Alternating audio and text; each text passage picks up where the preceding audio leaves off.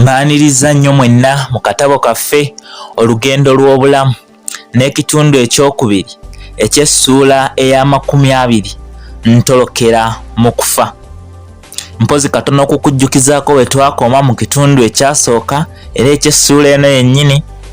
Omwo mwe twalabira omulangira ng'asalawo abasibe abaali banaatera okuyimbulwa abasindike ku mulimo gw'okumuyiggira emisota gye yali ayagala okumukoleramu engatto, enkoofiira n'ebirala. Wabula yadde munnaffe Kiweerimidde teyali omu ku baali banaatera okuteebwa. Tulaba nga naye agattibwa ku basibe 7 bwe batyo ne bawera 8. Naye ekyennaku nti ate baagenda basibiddwa ekijegere ku magulu era nga babasibye babiri. Nga batuuse mu kitundu ekyali kiwunye ekkalalume ly'emisota tulaba nga beegabanya enfo.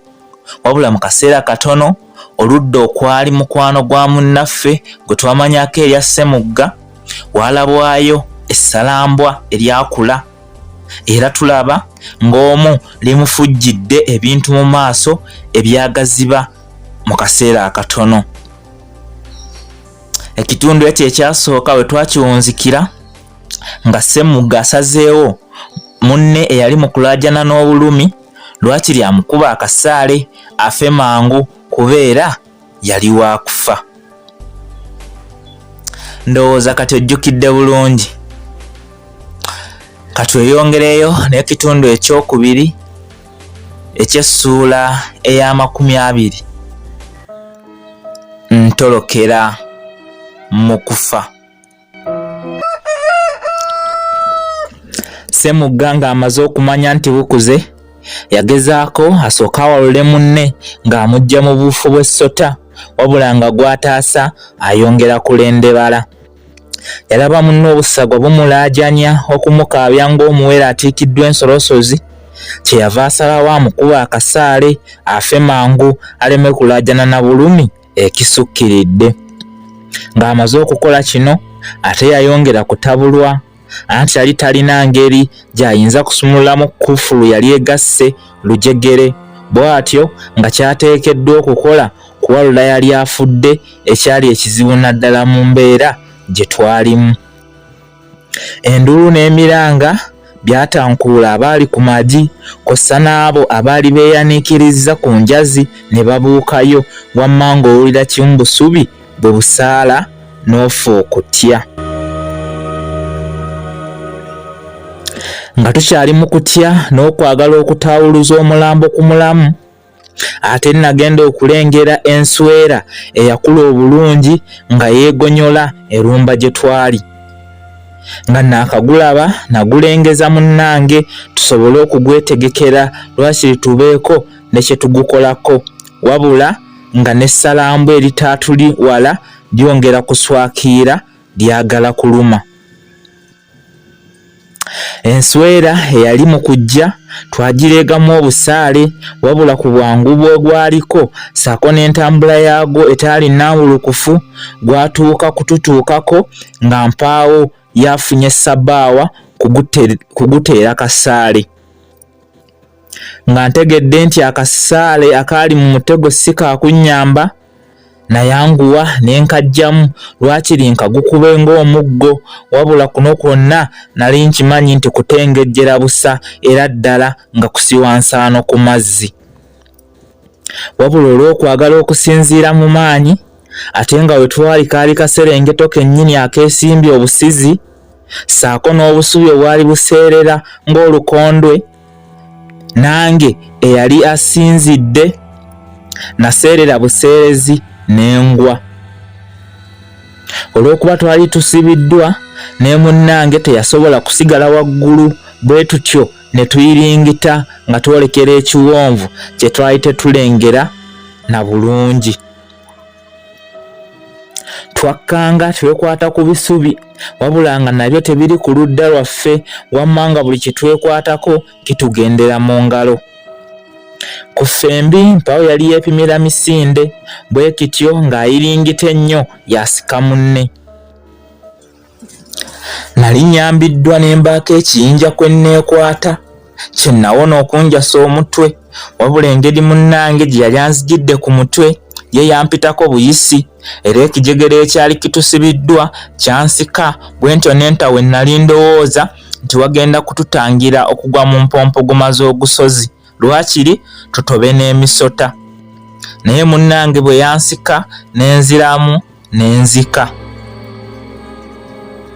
Amaanyi agassibwawo nga nte ekiyinja kye nali nkutte oluvannyuma lwa munnange okunsika mu butali bugenderevu ekijegere kyamwambukamu ne kisigala mu nze wabula nga si kyalina ssuubi lya kuddamu kufuna we neekwata kumponya kugwa mu luwonko lwe nali nsemberedde. Enkula y'olusozi kwe twali yali efaanana bweti. Ku ludda kwe twali lwali lwesimba okuyitiriza era ng'okululinnya weefaanaaniriza alinnya eddaala eyeesigamiziddwa ku muti. Era eno waaliyo omuddo okusinga, mpozi era waaliyokko n'ebiyinjayinja ebisaamusaamu wabula nga bisinga ku ludda luli olulala. Era mu gawompogoma ga gaazi gano mwe mwekukumanga emisota gino. Wansi gye lwali luggweera waaliyo omugga ogwasibukanga ku biyiriro ate ebyali ku lusozi olulala era olwali luliraanye luno. Era wakati w'ensozi zino zombi guno omugga omunene mwe gwali gwawaguza okweyongerayo n'ebyagwo.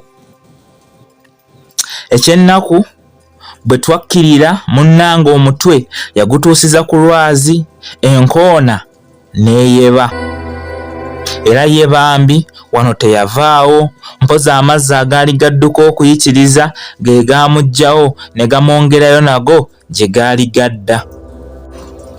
Nze nayambibwa buyambibwa anti wadde nange natuukira ku lwazi naye eky'omukisa nakubako mbiriizi. Kale wadde nali nkoseddwa era nga nnumizibwa bya nsusso naye abadde agenda okufa bw'olemala era kiba waakiri. We nagwa nange amazzi gaali gambagulawo ganserengesi gye gaali gatutte munnange wabula ekyannyamba ekijegere ekyali kikyandi mu kugulu kyalaalira wakati mu biyinja ebyali mu mazzi era nga tekinnayambukamu neerwanako ng'amuke wabula olw'amaanyi amazzi ge gaali gakozesa nali nnemereddwa Mukama ye yannyamba ne ngadda ebbali. Wano navaawo nkekakasizza nti munnange ye afudde kuba amazzi bwe gaali gamutwala namulengera nga taliimu yadde oluyingo okwerwanako ate nga buli we gamuyisa aleka wamyufu olw'omusaayi omuyitirivu ogwali gumuvaamu. We nali nga sinnavaawo nasooka kulowooza ebiringa obubbula ku mazzi wabula nga mpaawo kinyuma. Okusinziira we nali nsobola okumanya n'ewaali olubiri mwe nali nafuulibwa omusibe wabula kino tekitegeeza nti nali nnoonya kkubo linzizaayo nedda wabula nali njagala kwewala kuddamu wadde okutunulayo anti nali ndaba nvuddemu kufa na kuswazibwa wadde gye nali ndowooza okudda nali sinnategeerayo wadde okutwebereza be nnyinza okusisinkanayo. Ssaawa nga 8 n'eddakiika entonotono nga njoyo okuva we nali ntudde okumala akabanga nawulira okuboggola kw'embwa okuva waggulu ku lusozi gye twali naye olw'okuba we nali amazzi gaali gatokota okuyitiriza gaali tegaŋŋanya kuwulira bulungi. Nasigala ku ludda kwe nali wabula neeyongerako katono emabega nsobola okubaako ne bye nnengera gye nali mpulidde amaloboozi. Okwetegereza ku ntikko y'olusozi gye twali nga nnengerayo abantu be saasooka kutegeera bulungi naye ekyennaku nga naakeesimba mu bo mulimu eyandaba kuba nagenda okumulaba ng'asongera banne gye nali era nabo ne bakyusa emitwe mu kupapa okusobola okulaba ekyali kibalengezebwa. Nakozesa obwangu neekukuma mu liyinja eryali okumpi era nga nsobola okubalaba wabula nga mbuusabuusa nti ku baali tebannandaba kwaliko asobola okukkiriza nti wansi eno naliyo. Baayongera okusembera ku ludda gye nali era olw'okuba olusozi lwali lwesimba okuyitiriza bajjanga basimba amafumu gaabwe mu ttaka nga kwe beekwata okubatangira okugwa. Naye bwe baatuuka olusozi we lwali lwasinga okwesimba baayimirira, kuba wano tewaaliwo magezi ga kuyitawo nga teweewaddeeyo kugwa. Wano we baasinzira okwetegereza n'okuzuula nti osanga munnaabwe yali yeefaanaanyiriza bwefaanaanyiriza nti wansi waliyo omuntu. Wano nange nali ntegedde nti baali basirikale okuva mu lubiri lw'omulangira Mawanda bwe twali twafuuka akabwa n'engo. Oluvannyuma baaweta baddeyo, nange ne ndyoka nzisa ekyobuweerero kuba nali nkakasa ng'ekyali kibaleese tekwali kukwata misota mpozi okunoonya ffe batuzikirize oba batuzeeyo mu kibonoobono.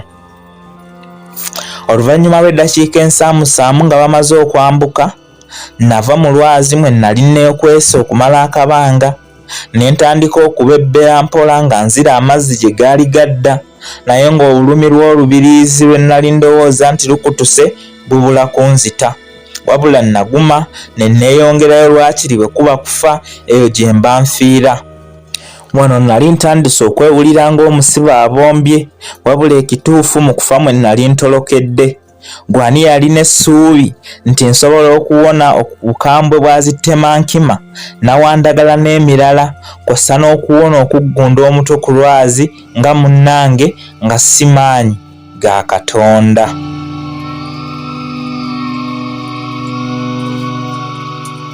Ampuliriza omulungi. Bwe tutyo ne tuba nga tufundikidde Essuula yaffe ey'amakumi 2 ntolokera mu kufa. Bwetyo bwebadde mpaka omulundi ogunaddako we tunaakomawo n'essuula endala ey'amakumi 21 nsimattuka geena y'akabira. Atakuumira mpeera abankuumire. Mubeere bulungi. Mweraba.